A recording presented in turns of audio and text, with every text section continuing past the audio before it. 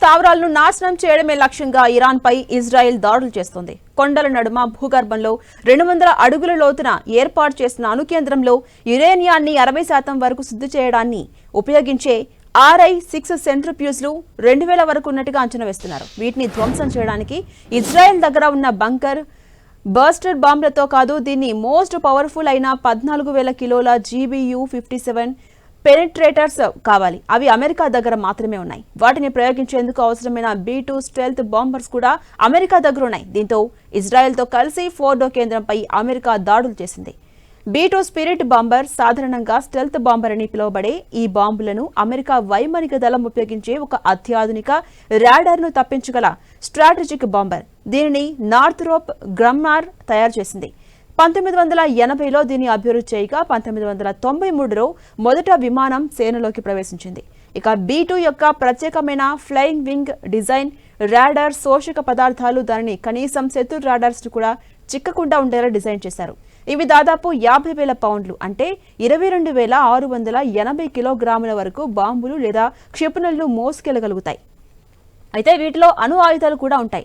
ఇవి ప్రపంచవ్యాప్తంగా ఇంధనం నింపకుండానే దాదాపు 11,000కు పైగా కిలోమీటర్ల దూరం వరకు ప్రయాణించగలవు. అలాగే ఇదొక విలక్షణమైన ఆకారంతో లోతైన ప్రొఫైల్, అధునాతన ఎలక్ట్రానిక్ వ్యవస్థలు కలిగి ఉంటుంది. ఈ B-2 స్పిరిట్ బాంబర్ ప్రత్యేకంగా శత్రు రక్షణ వ్యవస్థలను ఛేదించడం, ఖచ్చితమైన దాడులు చేసేలా డిజైన్ చేశారు. ఇప్పటికే దీన్ని కొసోవో, ఆఫ్ఘనిస్తాన్, ఇరాక్, లిబియా వంటి దేశాలతో జరిగిన ఘర్షణల్లో వాడారు. ఇంతటి స్పెషల్ ఉన్న ఈ B-2 స్పిరిట్ యుద్ధ విమానాలు ప్రపంచంలోనే అత్యంత ఖరీదైన యుద్ధ విమానాల్లో ఒకటి. వీటి ధర సుమారు $2 బిలియన్ ఉండొచ్చని అంచనా వేస్తున్నారు.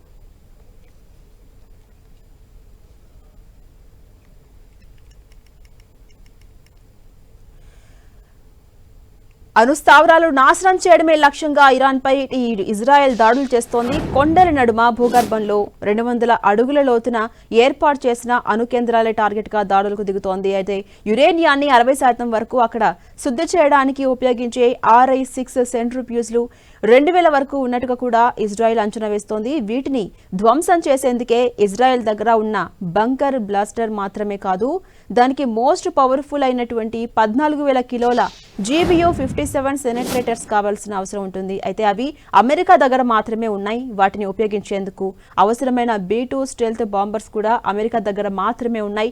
దీంతో ఇజ్రాయెల్తో కలిసి ఫోర్డో కేంద్రంపై అమెరికా దాడులు చేసింది. B-2 స్పిరిట్ బాంబర్, సాధారణంగా స్టెల్త్ బాంబర్ అని కూడా పిలువబడుతుంటారు. అయితే ఈ బాంబులను అమెరికా వైమానిక దళం ఉపయోగించే ఒక అత్యాధునిక రాడార్ను తప్పించగల స్ట్రాటజిక్ బాంబర్గా తెలుస్తోంది. దీన్ని నార్థ్రోప్ గ్రమ్మాన్ తయారు చేసింది. 1980లో దీన్ని డెవలప్ చేశారు. 1993లో మొదట విమానం సేనలోకి ప్రవేశించడం జరిగింది. ఇక B-2 యొక్క ప్రత్యేకమైన ఫ్లయింగ్ వింగ్ డిజైన్, రాడార్ శోషక పదార్థాలు దానిని కనీసం శత్రు రాడార్స్ కు కూడా చిక్కకుండా ఉండేలా డిజైన్ చేయడం జరిగింది. ఇవి దాదాపు 50,000 పౌండ్లు అంటే 22,680 కిలోగ్రాముల వరకు బాంబులను లేదా క్షిపణులను మోసుకెళ్లగలుగుతాయి. ఇక వీటిలో అణు ఆయుధాలు కూడా ఉంటాయి. ఇవి ప్రపంచవ్యాప్తంగా ఇంధనం నింపకుండానే దాదాపు 11,000కు పైగా కిలోమీటర్ల దూరం వరకు ఎలాంటి ఇబ్బంది లేకుండా ప్రయాణించగలవు. అలాగే ఇదొక విలక్షణమైన ఆకారంతో ఉంటుంది, లోతైన ప్రొఫైల్ ఉంటుంది, అధునాతన ఎలక్ట్రానిక్ వ్యవస్థల్ని కలిగి ఉంటుంది. ఈ B-2 స్పిరిట్ బాంబర్ ప్రత్యేకంగా శత్రు రక్షణ వ్యవస్థల్ని ఛేదించడం, ఖచ్చితంగా దాడులు చేసే విధంగా డిజైన్ చేశారు. ఇప్పటికే దీన్ని కొసోవో, ఆఫ్ఘనిస్తాన్, ఇరాక్, లిబియా వంటి దేశాలు జరిగిన యుద్ధాల్లో యూజ్ చేశారు. ఇంతటి స్పెషాలిటీ ఉన్న ఈ B-2 స్పిరిట్ యుద్ధ విమానాలు ప్రపంచంలోని అత్యంత ఖరీదైన యుద్ధ విమానాలుగా కూడా చెప్తూ ఉంటారు. వీటి ధర సుమారు $2 బిలియన్ ఉండొచ్చని అంచనా వేస్తున్నారు. అలాంటి ఈ యుద్ధ విమానాలు కేవలం అమెరికా దగ్గర మాత్రమే ఉన్నాయి. ఈ నేపథ్యంలోనే అమెరికా ఇజ్రాయెల్తో కలిసి ఇరాన్పై దాడి చేసింది.